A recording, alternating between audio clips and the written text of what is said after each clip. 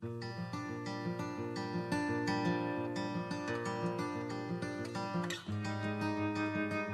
is January the 6th. Today, we'll look at Abraham's covenant.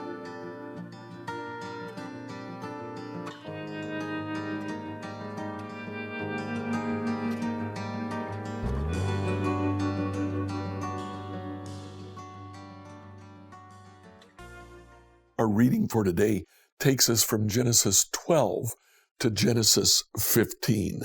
Now, remember yesterday we said God's plan throughout Genesis and indeed throughout all of Scripture is to show us that we by ourselves are unable to do anything about our own salvation. In chapter 12, we see the first thing that God does here with Abraham is he makes a covenant with Abraham. A covenant is simply a business deal. God makes a business deal with Abraham. Now, in that business deal, God says to Abraham, chapter 12, verse 1, "Leave your native country, go where I'm going to tell you to go, and I will make you into a great nation. I'll give you a land. I'll give you descendants. I will bless you, and all the families on earth will be blessed through you." This is the covenant that God makes with Abraham. As we read on, we see some difficult things that happen around Abraham's nephew Lot. Lot leaves the protection of Abraham and begins to live in a city that is known for its wickedness. The city of the cities of Sodom and Gomorrah. Lot happened to live in Sodom, but Gomorrah was just as bad. Lot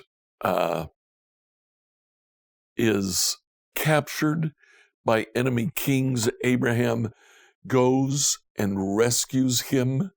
On his way back, he meets Melchizedek, a priest of God Most High, and he gives Melchizedek a tenth of everything that he has.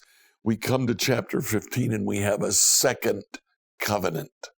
In this second covenant, God says, "I'll give you descendants and I'll give you a land." And then amazingly, we have this verse, Genesis 15:6, "And Abram believed the Lord, and the Lord counted him as righteous because of his faith." I'd like you to read Genesis 13 to 15 right now. Genesis 12 through 15, New Living Translation. The Lord said to Abram, "Leave your native country, your relatives, and your father's family, and go to the land that I will show you. I will make you a great nation. I will bless you and make you famous, and you will be a blessing to others. I will bless those who bless you and curse those who treat you with contempt. All the families on the earth will be blessed through you." So Abram departed as the Lord had instructed, and Lot went with him. Abram was 75 years old when he left Haran. He took his wife Sarai, his nephew Lot, and all his wealth, his livestock, and all the people he had taken into his household at Haran, and headed for the land of Canaan. When they arrived in Canaan, Abram traveled through the land as far as Shechem. There he set up a camp beside the oak of Moreh. At that time, the area was inhabited by the Canaanites. The Lord appeared to Abram and said, "I will give this land to your descendants." And Abram built an altar there and dedicated it to the Lord, who had appeared to him. After that, Abram traveled south and set up a camp in the hill country, with Bethel to the west and Ai to the east. There he built another altar and dedicated it to the Lord, and he worshipped the Lord. And Abram continued traveling south by stages towards Negir. At that time a severe famine struck the land of Canaan, forcing Abram to go down to Egypt, where he lived as a foreigner. As he was approaching the border of Egypt, Abram said to his wife Sarai, "Look, you are a very beautiful woman. When the Egyptians see you, they will say, 'This is his wife, let's kill him, and then we can have her.' So please tell them you are my sister. Then they will spare my life and treat me well because of their interest in you." And sure enough, when Abram arrived in Egypt, everyone noticed Sarai's beauty. When the palace officials saw her, they sang her praises to Pharaoh, their king, and Sarai was taken into his palace. Then Pharaoh gave Abram many gifts because of her: sheep, goats, cattle, male and female donkeys, male and female servants, and camels. But the Lord sent terrible plagues upon Pharaoh and his household because of Sarai, Abram's wife. So Pharaoh summoned Abram and accused him sharply. "What have you done to me?" he demanded. "Why didn't you tell me that she was your wife? Why did you say, 'She is my sister,' and allow me to take her as my wife? Now then, here's your wife, take her and get out of here." Pharaoh ordered some of his men to escort them, and he sent Abram out of the country along with his wife and all his possessions. So Abram left Egypt and traveled north into the Negev, along with his wife and Lot and all that they owned. Abram was very rich in livestock, silver, and gold. From the Negev they continued to travel by stages towards Bethel, and they pitched their tents between Bethel and Ai, where they had camped before. This was the same place where Abram had built the altar, and there they worshipped the Lord again. Lot, who was traveling with Abram, had become very wealthy with flocks of sheep, goats, herds of cattle, and many tents. But the land could not support both Abram and Lot, with all their flocks and herds living so close together. So disputes broke out between the herdsmen of Abram and Lot. At the time, the Canaanites and Perizzites were also living in the land. Finally, Abram said to Lot, "Let's not allow this conflict to come between us and our herdsmen. After all, we are close relatives. The whole countryside is open to you. Take your choice of any selection of the land you want, and we will be separate. If you want the land to the left, then I'll take the land on the right. If you prefer the land on the right, then I'll go to the left." Lot took a long look at the fertile plains of the Jordan Valley in the direction of Zohar. The whole area was well watered everywhere, like the garden of the Lord or the beautiful land of Egypt. This was before the Lord destroyed Sodom and Gomorrah. Lot chose for himself the whole Jordan Valley, to the east of them. He went there with his flocks and servants, and parted companies with his uncle Abram. So Abram settled in the land of Canaan, and Lot moved his tents to a place near Sodom, and settled among the cities of the plains. But the people in this area were extremely wicked, and constantly sinned against the Lord. After Lot had gone, the Lord said to Abram, "Look as far as you can see in every direction, north and south, east and west. I am giving all this land, as far as you can see, to you and your descendants, as a permanent possession. And I will give you so many descendants that, like the dust of the earth, they cannot be counted. Go and walk through the land in every direction, for I am giving it to you." So Abram moved his camp to Hebron and settled near the oak grove belonging to Mamre. There he built another altar to the Lord. About this time war broke out in the region. King Amraphel of Babylonia, King Aryak of Elazar, King Kedorlaomer of Elam, and King Tidal of Goyim fought against King Bera of Sodom, King Bersha of Gomorrah, and King Shinab of Admah, King Shem-Eber of Zeboim, and King Bela, also called Zor. This second group of kings joined forces in Siddim Valley, that is, the valley of the Dead Sea. For 12 years they had been subject to King Kedorlaomer, but in the 13th year they rebelled against him. 1 year later, Kedorlaomer and his allies arrived and defeated the Rephates at Astaroth Karnaim, the Zuzites at Ham, the Emites at Shavah Kiriathaim, and the Horites at Mount Seir, as far as El Paran, at the edge of the wilderness. Then they turned back and came to En Mishpat, now called Kadesh, and conquered all the territory of the Amalekites, and also the Amorites, living in Hazazon Tamar. Then the rebel kings of Sodom, Gomorrah, Admah, Zeboim, and Bela, also called Zor, prepared for battle in the valley of the Dead Sea. They fought against Kedor-Laomer of Elam, King Tidal of Goiheim, King Amraphel of Babylonia, and King Arioch of Elazar. 4 kings fought against 5. As it happened, the valley of the Dead Sea was filled with tar pits. And as the enemy of the kings of Sodom and Gomorrah fled, some fell into the tar pits, while the rest escaped into the mountains. The victorious invaders then plundered Sodom and Gomorrah and headed home, taking with them all the spoils of war and the food supplies. They also captured Lot, Abram's nephew, who lived in Sodom, and carried off everything he owned.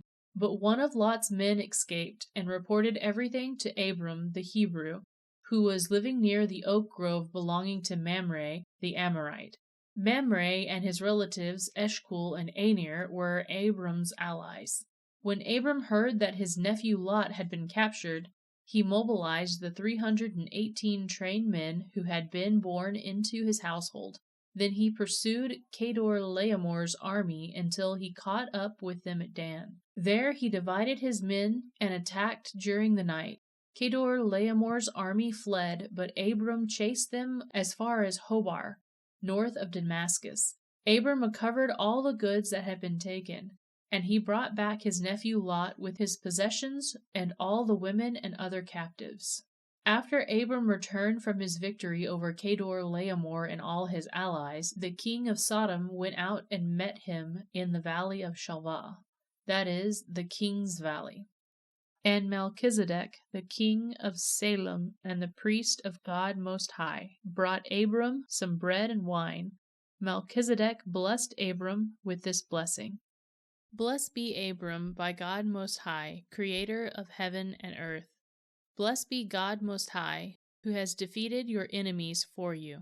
Then Abram gave Melchizedek 1/10 of all the goods he had recovered. The king of Sodom said to Abram, "Give back my people who were captured, but you may keep for yourself all the goods you have recovered." Abram replied to the king of Sodom, "I solemnly swear to the Lord God Most High, creator of heaven and earth, that I will not take so much as a single thread or sandal thong from what belongs to you. Otherwise, you might say, I am the one who made Abram rich. I will accept only what my young warriors have already eaten, and I request that you give a fair share of the goods to my allies, Aner, Eshcol, and Mamre." Sometime later, the Lord spoke to Abram in a vision and said to him, "Do not be afraid, Abram, for I will protect you, and your reward will be great." But Abram replied, "O sovereign Lord, what good are all your blessings when I don't even have a son? Since you've given me no children, Elazar of Damascus, a servant in my household, will inherit all my wealth. You have given me no descendants of my own, so one of my servants will be my heir." Then the Lord said to him, "No, your servant will not be your heir, for you will have a son of your own who will be your heir." The Lord took Abram outside and said to him, "Look up into the sky and count the stars if you can. That's how many descendants you will have." And Abram believed the Lord, and the Lord counted him as righteous because of his faith. Then the Lord told him, "I am the Lord who brought you out of Ur, the land of the Chaldeans, to give you this land as your possession." But Abram replied, "O sovereign Lord, how can I be sure that I will actually possess it?" The Lord told him, "Bring me a 3-year-old heifer, a 3-year-old female goat, a 3-year-old ram, a turtle dove, and a young pigeon." So Abram presented all of these to him and killed them. Then he cut each animal down the middle and laid the halves side by side. He did not, however, cut the birds in half. Some vultures swooped down to eat the carcasses, but Abram chased them away. As the sun was going down, Abram fell into a deep sleep, and a terrifying darkness came down over him. Then the Lord said to Abram, "You can be sure that your descendants will be strangers in a foreign land, where they will be oppressed as slaves for 400 years. But I will punish the nation that enslaves them, and in the end they will come away with great wealth. As for you, you will die in peace and be buried at a ripe old age. After 4 generations, your descendants will return here to this land, for the sins of the Amorites do not yet warrant their destruction. After the sun went down and darkness fell, Abram saw a smoking fire pot and a flaming torch pass between the halves of the carcasses. So the Lord made a covenant with Abram that day, and said, I have given this land to your descendants, all the way from the border of Egypt to the great Euphrates River. The land now occupied by the Kenites, Kenizzites, Cadmonites, Hittites, Perizzites, Rephaites, Amorites, Canaanites, Girgashites, and Jebusites. Having read or listened to Genesis 13 to 15, I have a simple question for you. Do you believe like Abraham believed? Abraham believed God, and he was counted as righteous because of his faith. What about you? Do you believe? Like, follow, and subscribe to this devotional on whatever platform you use to listen to it. Email your questions to us at questions@becomehope.com. Tomorrow, we'll see what happens when we try to take matters into our own hands.